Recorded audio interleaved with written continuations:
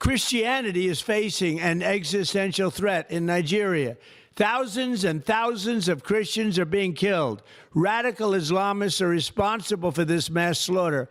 I am hereby making Nigeria a country of particular concern. That's a legal definition. When the Christians or any such group is slaughtered, like is happening in Nigeria, 3,100 versus 4,476 worldwide. What horrible numbers. Something has to be done. I am asking Congressman Riley Moore, together with Chairman Tom Cole and the House Appropriations Committee, to immediately look into this matter and to report back to me. And I mean, like, immediately. The United States cannot stand by while such atrocities are happening in Nigeria and numerous other countries. It's not only Nigeria, it's all over.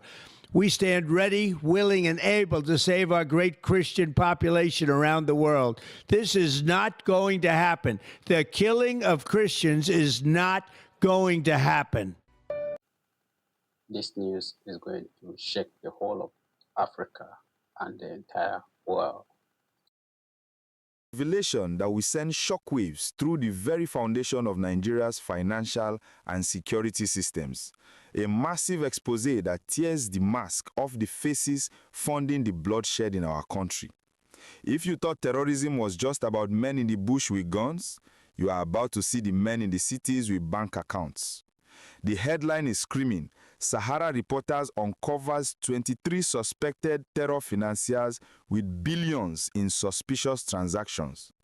We are broadcasting this exclusive deep dive report today, Friday, December 5, 2025, to break down the identities, the billions, and the sophisticated networks that have been allegedly fueling Boko Haram and other terror groups while innocent Nigerians die. This is not just a list. It is a dossier of betrayal. We are talking about businessmen in Kano, traders in Zaria, and even international actors from Rwanda and Niger who have turned the killing of Nigerians into a multi-billion naira enterprise. Let's get straight to the gist of this explosive investigation. Sahara Reporters has obtained detailed intelligence on a network of 20 Nigerians and 3 international individuals. The investigation traces their personal data, financial transactions, and direct links to convicted terrorists. But the most disturbing part, many of these suspects were arrested in 2021 but were released under questionable circumstances. They walked free while their money kept moving. At the top of this list is Alhaji Saidu Ahmed, also known as Alhaji Saidu Gold. Based in Zaria, this businessman is identified as a key financier of Boko Haram. His accounts have recorded inflows totaling 4.8 billion naira. He is directly linked to convicts Surajo Abubakar Mohammed and Ibrahim Ali Al-Hassan, individuals already noted in UAE court proceedings for terrorism financing. This man is allegedly the bank for the boys in the bush. Then there is Husseini Adamu, a Kano-based businessman operating 111 accounts across 9 banks. Yes, 111 accounts. His transactions reflect inflows exceeding 43 billion naira. He is implicated in facilitating the procurement of weapons. Imagine the volume of arms 43 billion naira can buy. This is not petty cash. This is war funding. We also have Mohammed Sani Adam, a trader in forex and precious stones. His 41 accounts. Folks, we have an entire faith that is being erased, one bullet at a time, one torched Bible at a time. The State Department is cracking down on violators of religious freedom by denying them U.S. visas. Secretary of State Marco Rubio announced a new policy in response to the brutal violence in Nigeria. It targets Islamist terror groups and others persecuting Christians and Muslims there. The policy uses Section 212 of the Immigration Act to block visas for anyone posing a threat to U.S. foreign policy interests. It goes beyond government officials to include non-state actors who direct, support, or carry out religious violations. Immediate family members could also be affected if it fits. President Trump had already labeled Nigeria a country of particular concern for these egregious abuses. Last month, U.S. Ambassador Mike Waltz called the slaughter of thousands of Christian Nigerians a genocide. Nigeria's government dismissed that as a hoax, but Rubio reiterated Trump's warning. We can't stand by while these horrors unfold in Nigeria and beyond, he added. This isn't Islam versus the West or religion versus secularism. This is Islam versus Islam. It's leaving cities in ruins, governments paralyzed, children starving, and an entire civilization on the edge of collapse. For almost 1,400 years, Sunni and Shia Muslims have coexisted under a fragile truce. Now that truce is breaking in blood. From Yemen to Syria, Iraq to Lebanon, two Islamic superpowers, Sunni Saudi Arabia and Shia Iran are funding militias, fueling civil wars, and dragging the entire Muslim world into a conflict that can no longer be contained. And while governments talk peace on paper, the reality on the ground is far darker. Because this war isn't just geopolitical, it's theological. And you can't broker peace between people who think the others are heretics. The worst part? There's no clear villain, no side that's innocent. Just millions caught in the crossfire of a war they didn't start and may never escape. In this episode, we'll show you how an ancient religious split has mutated into a modern civil war, one that's tearing nations apart from within, and why the collapse it's creating might already be irreversible. But this didn't start with bombs. It started with a funeral. The year 632, Medina, the Arabian Peninsula. The Prophet Muhammad lies dead. No heir named, no succession plan. Within hours, his closest followers are gathered in a cramped room, voices rising.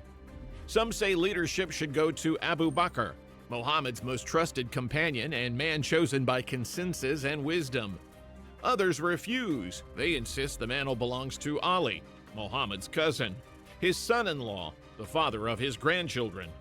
Leadership must stay in the bloodline. What starts as a political debate becomes something far more dangerous, a theological divide that will bleed for 1,400 years. The Abu Bakr supporters become known as Sunni Muslims, people of the Prophet's tradition. Today, they make up 85% of more than 2 billion Muslims. The Ali supporters become Shia Muslims, the party of Ali, a minority, persecuted, but fierce in their conviction. And from that moment on, each side believes the other stole the soul of Islam. But the real wound, the one that never heals, comes 48 years later. 680 CE, the plains of Karbala, in what is now Iraq. Ali's son, Hussein, the Prophet's own grandson, refuses to recognize the legitimacy of the ruling caliph. He knows it's suicide. He marches anyway. 72 followers, men, women, children, facing thousands of soldiers. They're surrounded in the desert, no water, no escape. For days, they're trapped in the brutal heat, watching their children's lips crack and bleed from thirst. Then comes the massacre. Hussein is beheaded. His infant son is shot with an arrow while in his arms. His nephew is trampled by horses. The women, Muhammad's own family, are dragged in chains through the streets. For Shia Muslims, Karbala becomes the defining moment of their identity. Not just history, not just tragedy. A symbol of righteous suffering, of sacrifice against tyranny, of a wound that can never, will never be forgotten.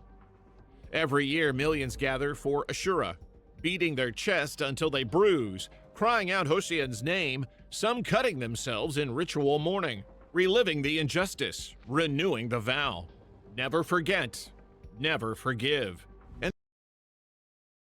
all these terrorist groups are Muslims. All the terrorists in the world. There's never been one Christian terrorist. One Christian group that come to attack people, raising, shouting hallelujah, oh praise the Lord. There is no single one in the world. But when you go, Al-Qaeda are Muslim. Their leader, Saif, Osama bin Laden, is Muslim. Yes. Al-Shabaab, Muslim. Boko Haram, Muslim. Houthi, Muslim. Hamas, Muslim. Harakat al-Mujahideen, Muslim. Ansaruddin, Muslim. All the terrorists in the world are Muslim. Jesus, or Isa, as they say, Isa normally. I just differentiate that Isa from Quran and Jesus from the Bible. So he told him that in name of Africa, I will take your life.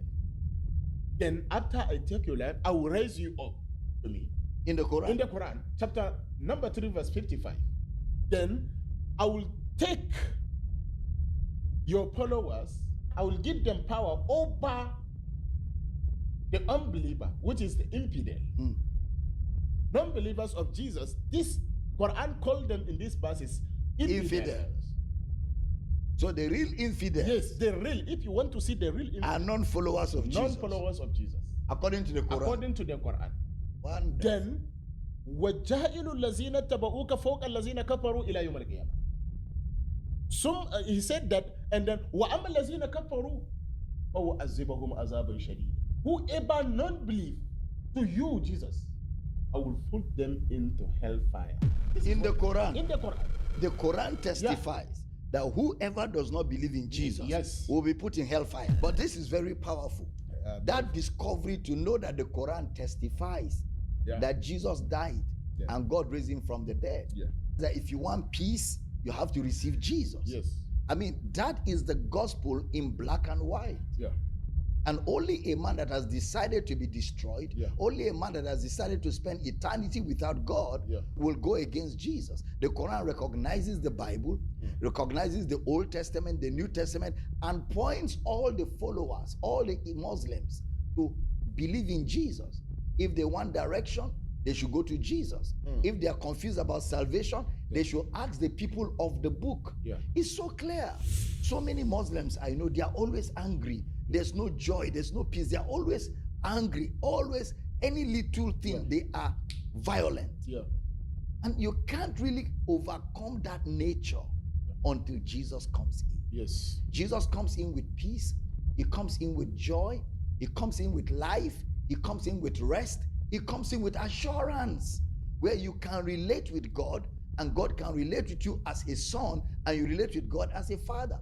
The book of Romans tells us God has sent forth the spirit of his son into our hearts. If you watch television, you're hearing a lot of reports from Nigeria about kidnappings and murders, other reports of violence, and particularly you're hearing it about Christians in Nigeria. This violence has grown more frequent and more troubling as time goes on. The enforcement of blasphemy laws by the Nigerian government, coupled with the rise of violent attacks by terrorists against religious communities, represents a serious infringement upon the freedom of religion that you're supposed to have in that country. Blasphemy laws are enforced in 12 Nigerian states and also at the federal level. That enforcement is resulting in the prosecution and imprisonment of Christians, Muslims, traditional practitioners, and even humanists. Furthermore, violence by terrorists like Boko Haram and the other organization called the Islamic State West Africa Province continues to pose serious security challenges. Unfortunately, these challenges are not new development. For years, we've been hearing from our own government agencies, particularly the FBI and the Department of Justice, urging our own State Department to designate the terrorist group Boko Haram as a foreign terrorist organization, a step that was delayed until 2013. For my part, I have consistently sought information and action to address this ongoing threat. Going way back almost 10 years in 2016, I sent a letter to then U.S. Attorney General Loretta Lynch requesting information regarding the years-long process of designating the Nigerian Islamist group Boko Haram as a foreign terrorist organization. In 2020, I wrote to then Secretary Pompeo and Ambassador Sam Brownback, asking what steps were being taken to protect Christians in Nigeria and whether a special envoy might be appointed. At that time, the department assured me that they were actively addressing the issue at multiple levels with the Nigerian government. But now, years later, we continue to see concerning reports about violence and religious persecution in Nigeria. And that is why I was so very happy to see our own President Trump take long-awaited action in designating Nigeria a country of particular concern. That designation puts Nigeria on a watch list, puts Nigeria on notice that if they don't take care of this situation, other things can intervene. The Nigerian government must take immediate action to end this violence, and the United States should do all it can to support and encourage those efforts. And once again, I'm proud to see President Trump on television at his news conferences and things like that, speaking up for Nigerian government to take action and supporting the plight of Christians in Nigeria. I yield the floor. We know where these guys are. We know where they live. We know their parents. You know them as a government? Of course we do. They live with the same community we live. So why is it difficult to get them? That is the $1 million question that I should ask you. We are trying to understand, for those of us who are now conversant with Zamfara, have never been there, and we hear you as a chief security officer speak tonight to say you know these people, but yet you can't get them. It's a head scratcher. It is something that we are trying to all put our heads together. And that is why, from what I can do as a governor, to have this CPG as a first line of defense. Of course, military are there, police are there, as well as civil defense, but they are not under my control. They are under the control of federal government. In support of America invading Nigeria. 100%. Guns are blazing. I said 100%. Since the government has refused to listen and leaders are not even helping matters. Wouldn't that affect the sovereignty of Nigeria? That's the question I'm asking. Hold on. You now have a sovereignty where terrorists are not telling you what to do, Abi. You now have a sovereignty where terrorists are on the dining table with government, telling government what to do. And leaders are supporting it in Moses. That's really my annoyance. Why would anybody utter such words? These are things you should frown at. Who brought them into Nigeria? Was Nigeria like this in 1999? Moses, please be sincere to yourself. Who brought them into Nigeria? What are they doing here? Why are they not in Ghana? Why are they not in the Republic of Benin? Please, why are they not in South Africa? You can see, we forgot the genesis of our problem and we are blaming America. Let them come. If that will solve the problem. Since you people don't know what to do, let them come and help us. Look at now, as I'm talking to you now, almost 20 villages have been taken over in Plateau and Benue. Moses, who are those occupying those villages? Are they Christians? The real indigenous of those states are now in IDP camp, and they are the farmers in Nigeria. Can you beat that? Oh, what started Boko Haram? Everybody knows. It was started in Borno by the then Borno governor, Ali Sharif. Freely. Most of us say that the idea of bringing people from outside the country to destabilize wasn't, I didn't say they brought people to destabilize. What I said was that the idea, they actually brought people into the country with the intention that those people will come and vote for them.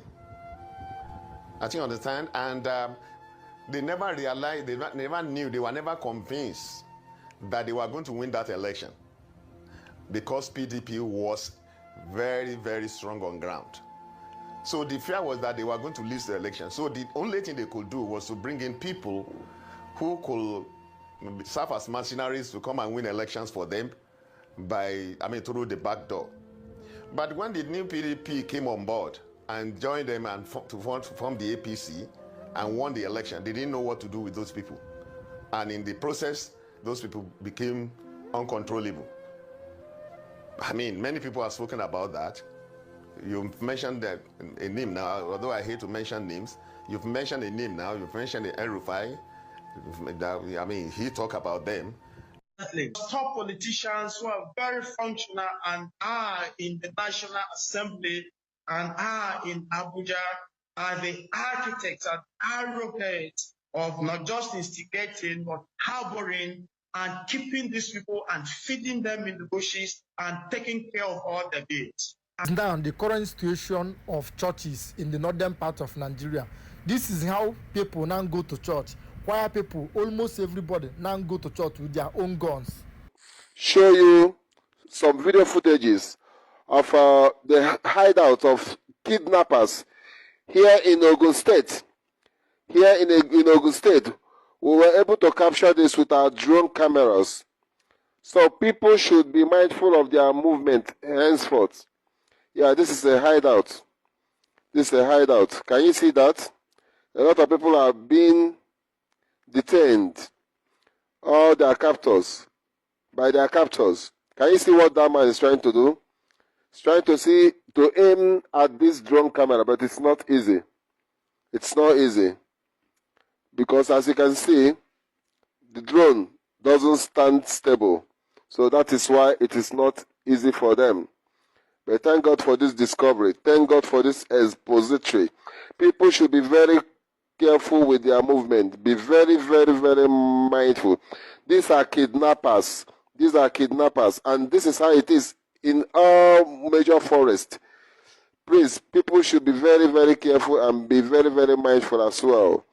We are going to try to do more expository to ensure that we knew we could not trust our supposedly allies working with us in Afghanistan. I mean, look at the suicide bombers that would go and try to assassinate or kill or blow themselves up in the same bases where they were working along the side of our military personnel. We had people killed. We had people injured. I know Obama did not want to talk about it because remember, Obama was covering up for them. And then, we had the debacle under Biden, but we knew we could not trust them. We knew that a lot of them were working with us only for the money, and they were working as double agents. So when we withdrew out of Afghanistan and we brought all these people en masse, there is no way we could vet them. And in America, we judge other countries based on our knowledge of how, we keep records. There are computer records. If you have a traffic ticket, there's a computer record that you got a traffic ticket back in 2006 when you were driving somewhere. The rest of the world doesn't operate that way. There is no record on these people in many of these countries. It doesn't matter what they say. There is no such thing as vetting the way we know what vetting is. And this is now, the eggs are coming home to roost. I mean, this is now, we are paying the price for years and years and years of neglecting a serious issue that the country better wake up in order to protect ourselves right now. I am holding in my hand the Muslim Brotherhood plan for the destruction of the United States, written 5/22/1991. The title of the plan is مذكرة تفسيرية للهدف الاستراتيجي العام للجماعة في أمريكا الشمالية. You all got that? There will be a quiz. It is titled the Muslim Brotherhood, an explanatory memorandum for the general strategic goal for the group, the Muslim Brotherhood in North America, written 5/22/1991. This plan was presented as evidence in the Holy Land Foundation trial, the largest terrorism trial ever in the history of the United States, where our government handed down, hello, my best friend, where our government handed down 108 guilty verdicts for Muslim Americans and Muslim American organizations raising money to support terrorist organizations in the Middle East to the tune of millions.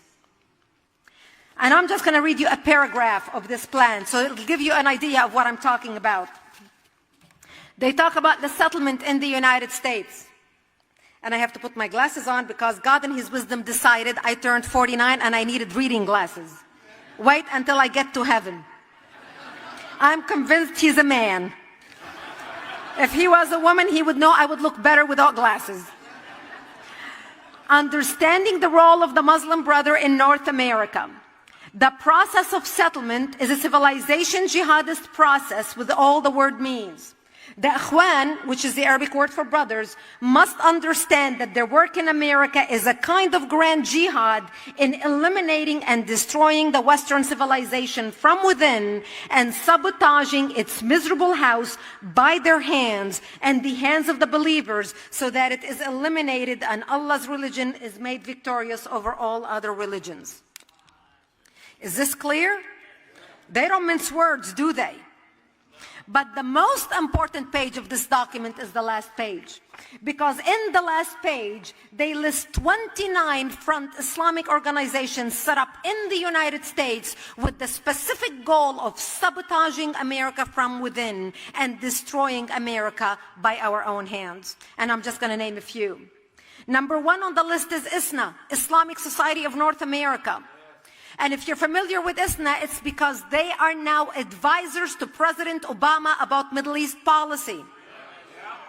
So we not only have the Fox watching the hen house, we have the Fox inside the White House dictating policy in the ear of the president. Number 2 on the list is the MSA, the Muslim Student Association. The Muslim Student Association has more chapters on American college campuses than the Democrats and the Republicans combined.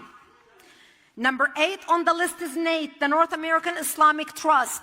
The North American Islamic Trust owns the deed to over 90% of American mosques in the United States. That is a problem. Now, what makes this very important, and I'm going to focus in the last 5 minutes on education, is to show you how they set up every organizations in this plan to destroy America, focusing on every sector of our society. Organizations focused on publishing, organization focused on media, organization focused on education, with the strict purpose of doing sabotage to America from within.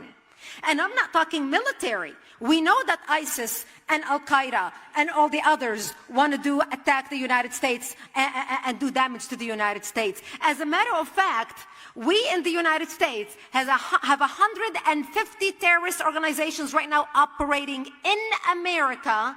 5 of them are operating right here in the District of Columbia. And our government, and these are the ones we know about. Hey, you libtards, riddle me this. You can't even spank your kid, but Sharia law, you either get lashings, you get buried up to your head and stoned, you get thrown off the highest building, or you get beheaded. Man, you guys really jumped quite a creek there. Iranian here.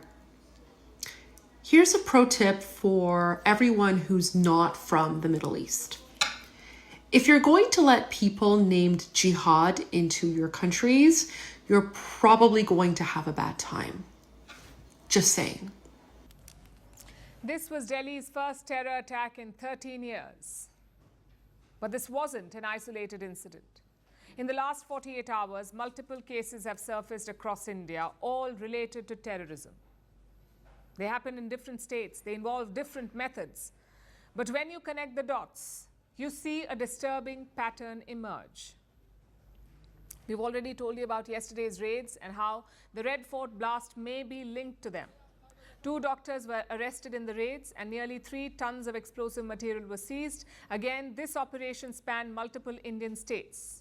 Apart from the explosives, investigators also recovered deadly weapons like AK-47 guns, pistols and assault rifles. A resident of Lucknow was also arrested. Her name is Dr. Shaheen Shahid. She too was a doctor with links to the cell operating out of Faridabad.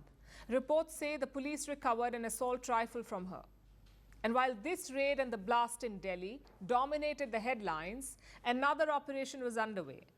This was in India's western state of Gujarat. Gujarat's anti-terror squad arrested 3 men.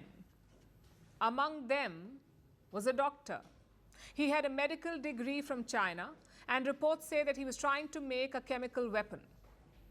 Now, this group, the one operating in Gujarat, was trying to make ricin. It's one of the deadliest poisons on earth. Ricin is made from castor beans. Even a tiny amount can be fatal. There is no known antidote. The treatment only focuses on keeping the victim alive and offering supportive care.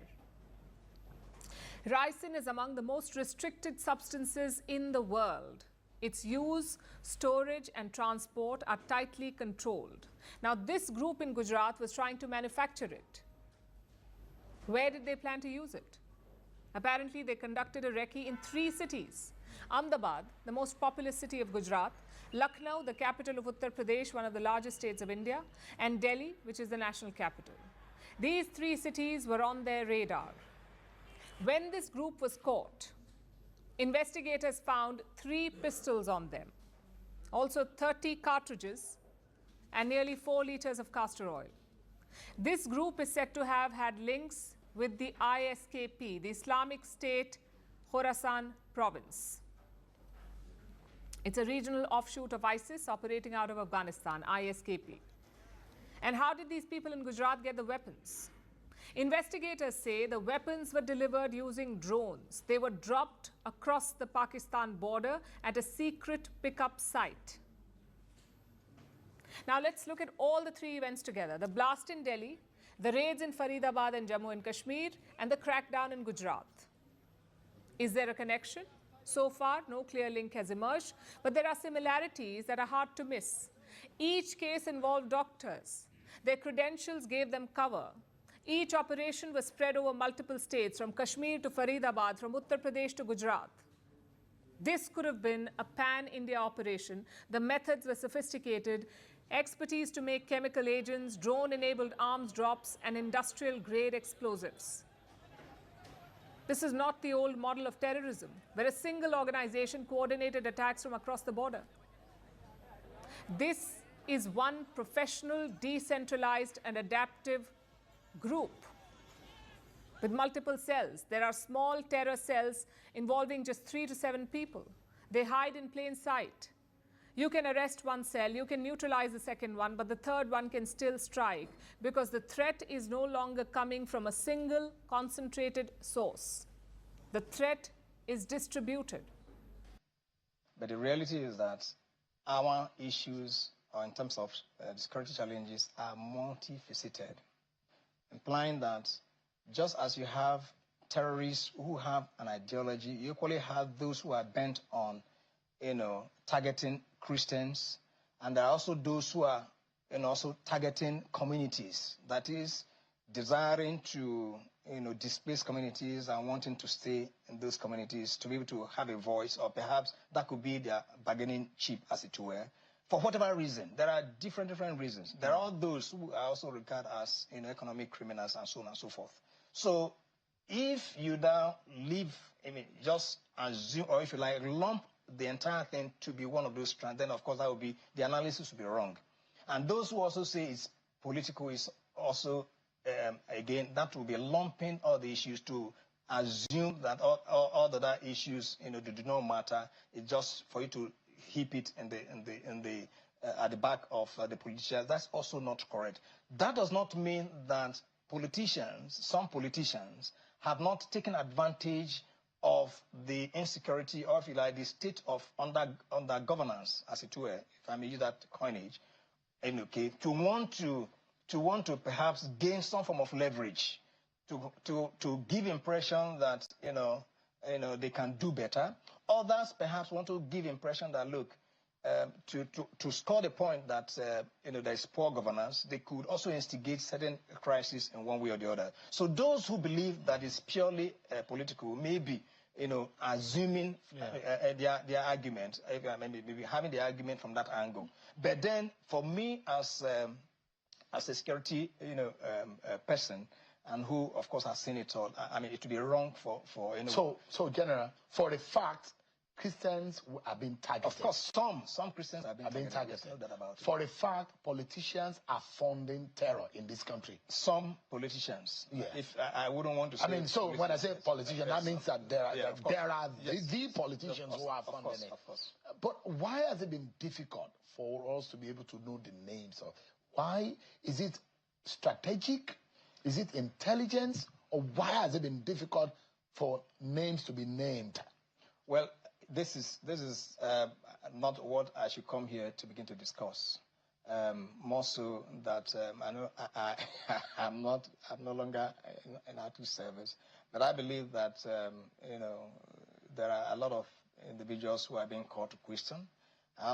You also recall that even whilst I was sitting, there were some trials that were made, especially for the financiers and so on and so forth. So it's not for public consumption. It's what I think we should do at this point is to give support and trust those who have in charge with such responsibilities that they will do what is right. And I think that it's our responsibility to also encourage those who are on the fence to begin to reason that, for them to know that not everybody in government is a criminal. Not everybody in government is a liar. Not everybody in government is unserious. That there are a good number of Nigerians who have the heart of delivering the mandate for which they have been appointed and the mandate for which they have been elected. Yeah, Nigerians people don't know what Sharia is all about. First of all, Sharia is the principles and practice of Islam. You can't separate Sharia from Islam. They are one and one. So any Muslim who tells you that he doesn't want to live his life according to Sharia, then he's not a Muslim. A Muslim, you have to live your life according to the dictates of Sharia. From the time you are born up to the time you will marry, the relationship between you and your parents when you are small, your responsibility to them or their responsibility to you, the relationship between you and your wife, if you marry, how you will marry, your responsibility to your wife, then your responsibility to the neighbors, to the entire society, is all defined under Islam, under Sharia. It is not just the capital punishment that people are talking about. It is not just the capital punishment that people are talking about. This thing you cannot do under the Constitution, Section 38, which provides for freedom of religion, including freedom to change your religion. You cannot say when somebody changes religion, you punish him under Sharia. No. You see, it is very clear that every aspect of Sharia of Muslims is provided for in the Constitution of Nigeria. Now, I told General Shinka, if I tell you the answer, you're not going to be able to solve the problem. He said, what is the problem? I said, the center of gravity of Boko Haram and insurgency in Nigeria are the sponsors of that program. It was beyond us. Because the job we need to do is kinetics. Fight, destroy places, resolve issues. Yeah. But we cannot resolve issue of sponsors of Boko Haram that were in Buhari's government, that we know them. When you say we, who I was in the military intelligence. Okay. And the defense headquarters staff that I work with, they know. And that was why we couldn't pursue that aspect that could have resolved that problem. Because you need to arrest people. And recently, 400 people were gathered as sponsors of Boko Haram. Why is it that Buhari government has refused to try them? Operators on the one hand, but you particularly said people in government. Are those part of the Bureau de Change, or those people that you say are in government are still there, government is aware, and government is condoning them? The people I mentioned that are in government are not these ones they just arrested. You remember this Boko Haram issue started since 2012. Yeah. And I was in the military intelligence that time. We arrested those people. It is my organization that actually conducts interrogation and interview. And they mention names. I mean, I can't come on the air and start mentioning names of people that are presently in government now that I know. Presently in government. That the boys that we arrested mentioned. Some of them are governors now. Some of them are in the Senate. Some of them are in Aso Rock. Why should a government try to cause this kind of embarrassment and insecurity to the sense of what happened yesterday? And the solution I gave them in 2017, because when I identified the center of gravity for General Lonshokin, and they couldn't pursue it, because some of them were ministers. And what I'm saying now, the Department of State Services are listening to me. Why is it? And that he's working for Tinubu. That he wants me to be a director in the civil society organization. And I told him point blank that I don't want to be part of it. Then he started to plead with me to please accept it. I said, no, I don't want to accept it because I've never sat with Tinubu to tell me what he has for us in the country general, and particularly the North. He said, please, madam. He started to beg me. I said, don't embarrass me because I don't want to be arrogant. When people start to say, in the name of God, do this, then you feel bad to say no. So I gave him a condition. He said the names will be out the next day, and he wants my name to be out as the director. I said, no, I can't accept that. Then after all the plea, I said, okay, let me meet you halfway. If I sit with Asuwaju, and I'm not comfortable with what he says he has for the North, then I have a right to opt out. And Falake said, yes, it's okay. So if you notice, when the names came out, it's the only directorate, which there were two directors, was the directorate they put me, the civil service, the civil, the civil society organizations. There were two. I was made a co-director. That night, I got around 11 p.m., I started to get phone calls. Normally, I don't pick my calls at night. But then I saw a message saying that Asiwaju wants to talk to you around 11 p.m. So I gave them a reply. I'm waiting. Immediately they saw my text, they called me back. And Asiwaju called me. He says, Hajia, I said, sir.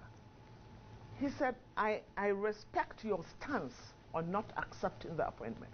I said, yes, sir. Because I can't be a zombie. I just can't follow you because you said I should follow you. Let me know what you have for us up north. Because if I made a mistake on Buhari, with you, the truth is written on the horizon. So I have to know what you have for us. He said he's in London, that if I can, I should go over.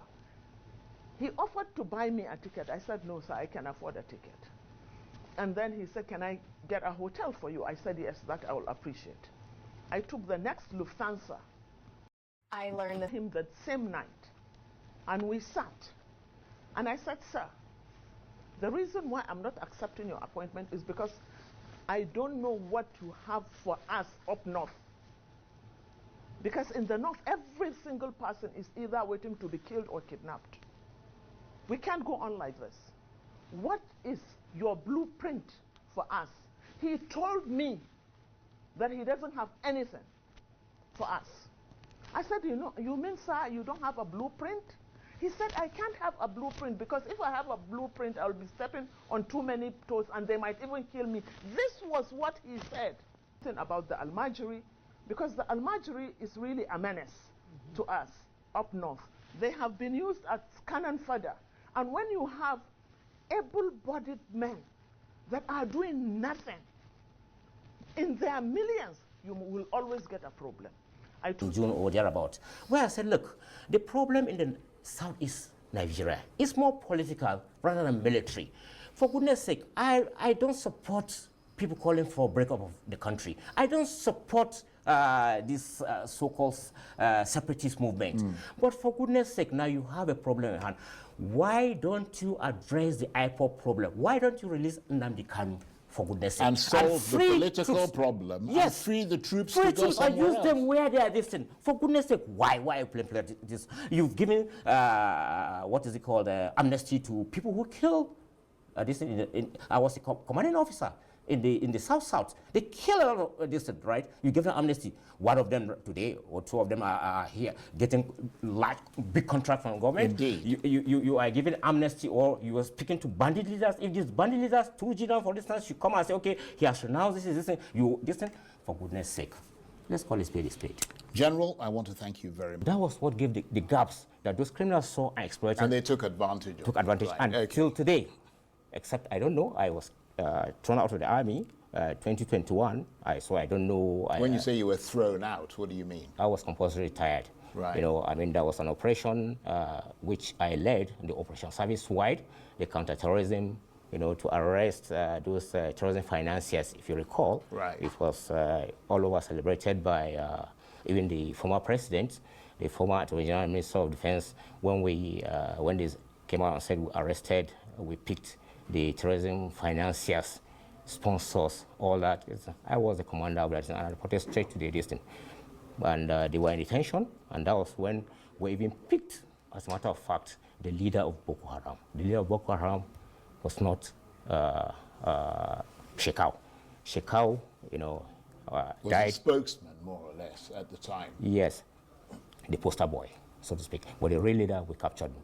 And incidentally, or ironically, he's not even a Nigerian, but he claimed he's been in Nigeria for some time, but he's not a Nigerian. So, anyway, we arrested those guys, and they were in detention. We were collaborating with so many countries, about 33 countries, a key Western country, the United Arab Emirates, and we got a lot of intelligence from them.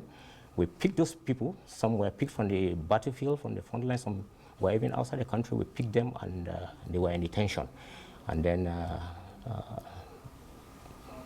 waiting for them to be prosecuted. Then in September, October 2nd or thereabout, next thing I was invited, said for interview at the military police headquarters. And I went there on the 18th, and I was arrested myself and detained in a cell. What for? I don't know. I was 10 initially. When I reported there, the interrogators said when I was removed as a general officer commanding on the 8th of August 2021, I handed over on the 10th of August 2021, 2 days later, because the posting came via signal posting in the night. I became aware of it the following day, that was on the 9th. So on the 10th, I handed over and left, and continued with the Operation Service-wide, that one that I reported to the design. The Operation Service-wide was a multi-agency and military, organizations that were distant. And, the DSS was there, the NFIU was there, the NIA was there, the DIA was there, and other distant. And I was the head of that organization. And I reported straight to the president. And we picked those people, those top, including the leader of the Boko Haram, including 5 of the key guys of this thing. I was invited, and then when I got there, they said I was removed as a general officer commanding. That was, like I said, on the 10th of August, and I didn't report to the resource center, the Nigerian Army Resource Center, where I was posted. And what really happened was that when I was removed, I reported straight to the presidency, and I said, okay, this was what they said, do no report. That's no report. That they were going to address it. Right. And this thing. So I didn't know it was set up. They kept on this thing. I tried to report, they refused to this thing. The former president is there. I am an advocate that the Nigerian state as it is now cannot protect the Nigerian citizens. Therefore, the National Assembly should amend the constitution and allow Nigerians to bear arms to protect themselves. They should also amend the constitution to create community, local government, state police, so that we can have layers of security by Nigerians to be able to mobilize and protect themselves. It's a reflection of how Nigeria as a nation has failed. And it's a confirmation also that Nigeria is under siege, bleeding seriously under the captivity of Islamic jihadists and bandits who for over a very long period of time had been enjoying the benefits of impunity. And so they now felt that, the threat coming from Donald Trump was something that they could dare. And so to dismiss such claims, they have proceeded to establish the fact that they are ahead of even the Nigerian security architecture. Therefore, nothing can deter them. That explains the spite of attacks and kidnapping, abductions, and even the daring nature with which they conduct their activities. So I think all that Donald Trump did was just to alert the world about the situation Nigerians as citizens are facing, while the government look the other side, and the government has not at all pretended that the terrorists are criminals. All that we can see is they pacify them, they hold peace deals with them, they invite them to government houses, they come to government houses fully armed, and they display impunity as the ultimate authority in charge of Nigeria. But I think it wasn't what Donald Trump said, but they are responding to tell Donald Trump that, look, we are in control more than you assume. So declare Nigeria a country of particular concern is not the issue. All right. We are here and we have come to stay. All right. Now, I'm going to pick from something you said. You said that you used the word the daring nature of some of these attacks and the activities or operations of this so-called bandits and terrorists. One of such is the fact that some of them even go as far as going on social media. I've said this several times on this program. You have some of them on platforms like TikTok going live, to interact with people, and even, some threaten and expose, their winnings and all of that. And we are also seeing cases where these attacks are captured even on social media, via videos and amateur videos and all of that, posted everywhere. What does this reflect in terms of our fight? Because some have raised the question as to if private people post or private individuals post anything wrong about the government or a government official, they are picked up by, say, the DSS. But we are having a situation here where bandits are going live on social media and nothing seems to be happening. Well, you see, the Nigerian Cybersecurity Act is intended to guard Nigerians from exposing the atrocities of this corrupt and failed system. And then the ability of the state intelligence to track is only to the effect that they should only track Nigerians who are complaining about the extravagant lifestyle and spendings of government officials. But the intelligence is not meant to track terrorists or criminals. They are supposed to massage terrorists and criminals. And that is why the government is romancing with them, sending emissaries to them in the bush, holding ignoble peace meetings in government houses. In fact, one of them was embarrassing, was the one that happened in Katsina, where an assistant commissioner of police was killed in Dusema by a bandit kingpin.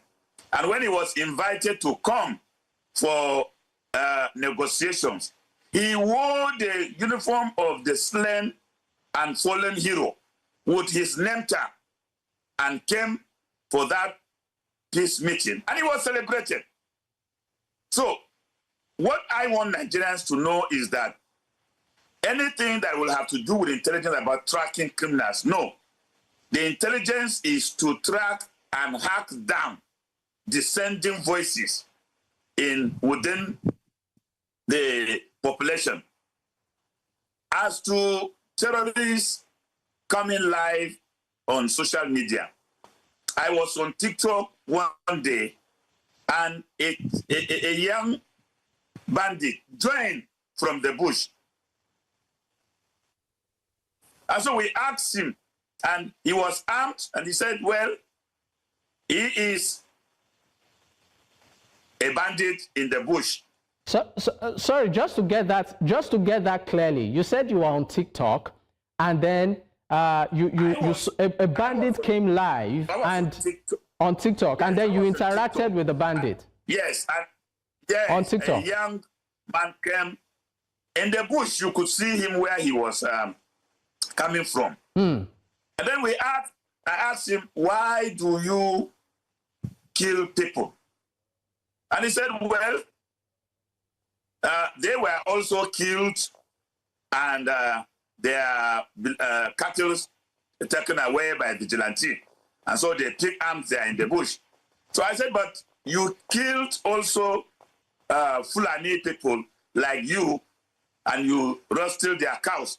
And he told me, look, the only Fulani people they know are the ones in the bush. Anybody in the town calling himself Fulani is not a Fulani. If they see them, they will kill them. So I asked him now, what is the way forward? How do we go over this? Are you people amenable to discussion and laying down your arms? They said, yeah, well, they are amenable to discussion. And you see, the confidence with which he was talking, I mean, was quite scary. I mean, were you able to, in a way, did he disclose his location during your conversation with him?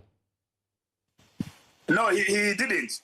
All right. Of course, from the background with which he was calling, it was in the forest. He was also armed, was carrying his weapon. All right. We'll